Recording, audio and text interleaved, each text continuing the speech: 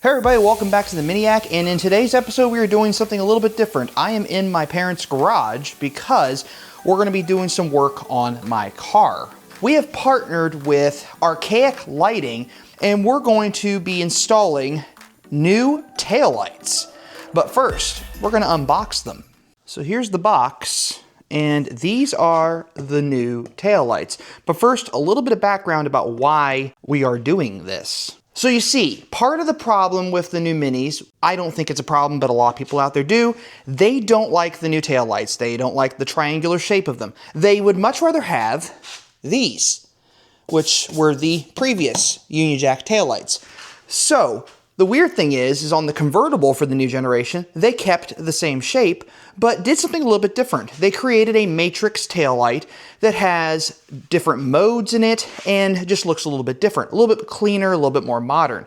So what Archaic did is they created a retrofit taillight that fits perfectly onto this car and includes a remote control to make all of those functions happen for the taillights. So I will effectively give my car a modern look, but I went one step further, and you'll see what that is in a second. So inside this beautifully padded, nicely done box, and I'm gonna move some stuff out of the way because I got a little bit going on over here. So we're gonna get that folded down. Comes your instructions for the taillights.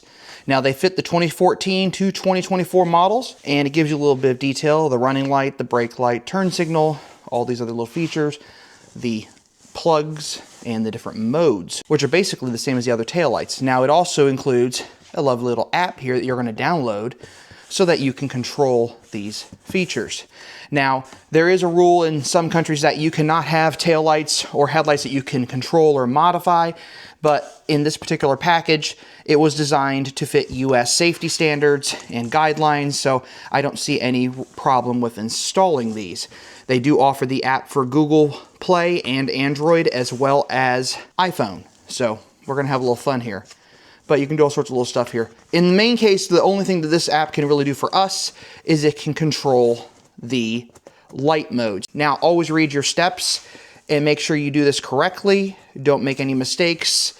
You may need to use the Beamer Code app to change some codes for your taillights if you don't already have LED taillights, but it looks pretty straightforward.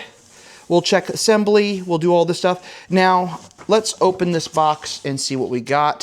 This is just a cover, and there they are. Now, as you can see, this is a slightly different color taillight. I chose the gray ones over red. Now, fairly hefty assembly here, but you can see what a dramatic difference that will be on this car. Now, you also notice there is a trim ring in here. These come with new taillight rings in case you happen to break yours when you pull them off the car. Now, here's the problem. Mine's an anniversary edition, and those are white painted. So if I break that, I'm in trouble. But I'm hopeful that that doesn't happen. These are not usually held on that securely. You can pretty much pop them loose with a trim removal tool, and I happen to have one of those here. I also have a set of tools here to remove different bits and so forth. Bought it on Amazon. Pretty cool. Works for me, so I'm going to use that. I also have my drills in case I need them. But everything is here, and if we take it out of the bag, there's our taillight assembly. Pretty straightforward, deep smoked. And then, of course, the little module right there that controls the ability of the lights to change function. So first things first, we have to get that light off the car. So let's do it. Always be careful when removing these. Don't want to break anything, especially if you intend on reusing your trim. I see some little guides I might have broken, but no clips are broken. So I consider that a win. Good. All right. So we have a screw at the top and we have two screws at the bottom. And if I remember correct, those are T20s. I'm going to double check just to make absolutely sure. Yep, T20s. So use this tool. Reason I'm going to use hand tools is because I don't want to risk breaking anything here. And you can sometimes break things if you're a little too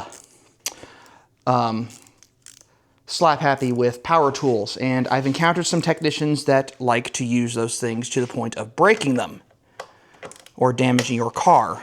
So carefully remove the screw. As you can see, it wasn't very tight to begin with, so it's not going to be a huge deal to carefully remove. Take that screw out there, take that screw out here. While you're at it though, pop the little trim cover off the inside here so you get access to the back of your taillight, because you will need that as well. Hold on to your hardware. You don't want to lose any of it because you're going to need to reuse the hardware. I'm not sure if this new light system comes with hardware because I haven't checked yet, but I don't believe it does. Screws are out. So now, carefully jiggle it loose, and got them all loose.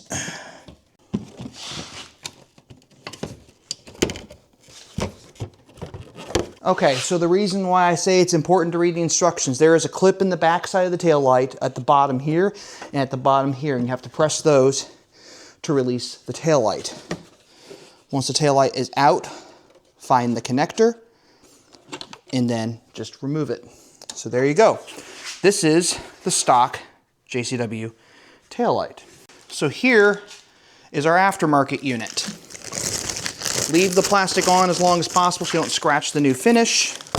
You're going to need to find a place inside the taillight housing to attach this module, and I honestly think rather than attaching it to the car, that attaching it to the back of the taillight might be a smarter bet. What do you think? So I'm going to go ahead and do that just because it keeps things tidy and I don't have to worry about ripping something off the body of the car later.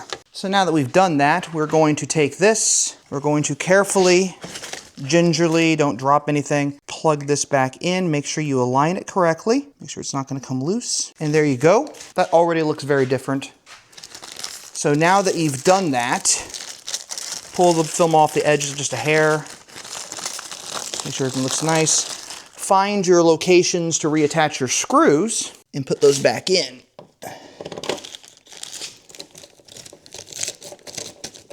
Don't over tighten, you don't need to, but these are also not a specific light where you have to worry about aligning them like a headlight. So as long as it's snug and installed correctly, you should be good to go. All right, let's put the trim ring on and move to the next one, and then we'll start getting everything else set up. Okay, so a cool little trick I learned to take these tail light frames off without breaking them. Rather than come around the outside of the frame, if you go around from the inside of the frame and just pull it away from the tail light slightly, it'll actually pop loose a lot cleaner. This one took me like 3 seconds to pop loose. Okay, so I suppose the real test to see if these work correctly would be to come up behind the car with the key fob.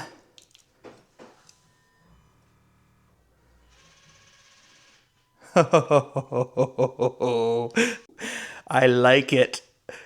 I really do. That was cool. Now if I lock it, okay. Oh, I could get used to that. Okay, so there is a problem with these taillights. So the one I showed you on the driver's side did that cool animation, but the passenger side one doesn't do any of that at all for some reason, and I'm not sure why. So I'm gonna have to take this one off and figure out what happened. Okay, so now the lights are working correctly. That's JCW mode.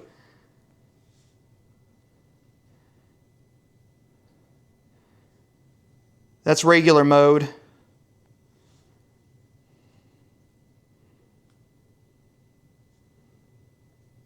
Union jack mode.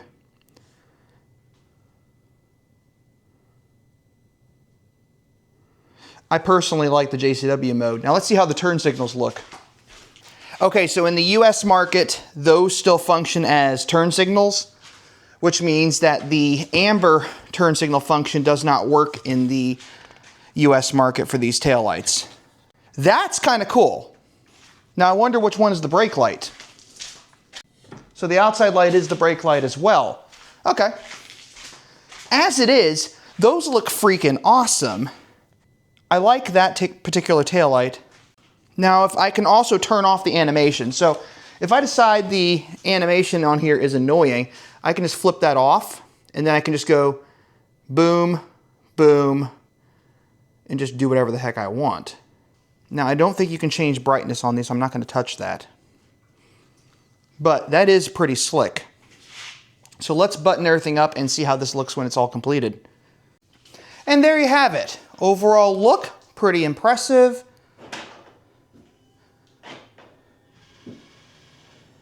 Union jack taillight. And if I control it with my remote control from the app, I can change it to whichever one I wish.